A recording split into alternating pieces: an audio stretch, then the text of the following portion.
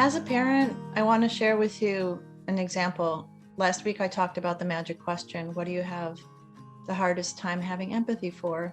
And I'm a parent too. And I'm going to tell you an anecdote that really resonates with me as it relates to this.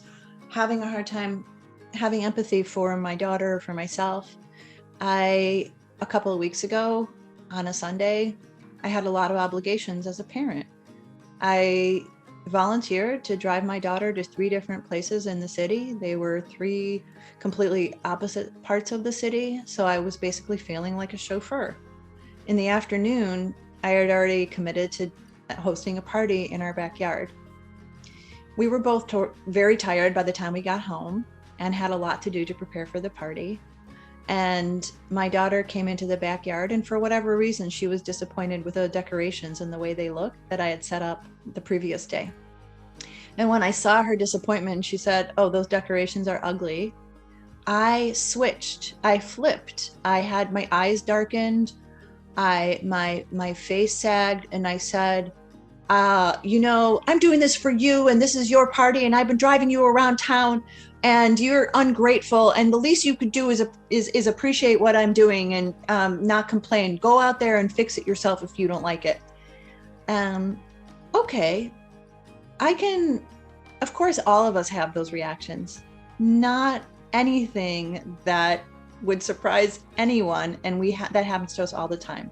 Here's what happened next. I walked around the house sulking, and I wouldn't make eye contact with her. And I saw her come around 5 minutes later to try to reconnect with me. I can tell when she does that. She starts getting solicitous. "Mama, do you want me to do this? Mama, should I do that?" And I know that voice. It's a younger self that tries to say, "I'm sorry that I was ungrateful." And rather than saying something along the lines of, "Hey, you know what? I'm really tired, and my outburst was a little dramatic. I need a moment to rest. So I'm not shutting you out. I'm just feeling tired, and I'll reconnect with you as soon as I'm able."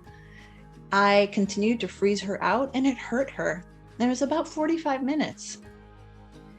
Now, you might think that's a long time. You might think, oh, that's, my parents froze me out for days at a time. Either way, it's very, very painful when somebody you love freezes you out, and you can tell.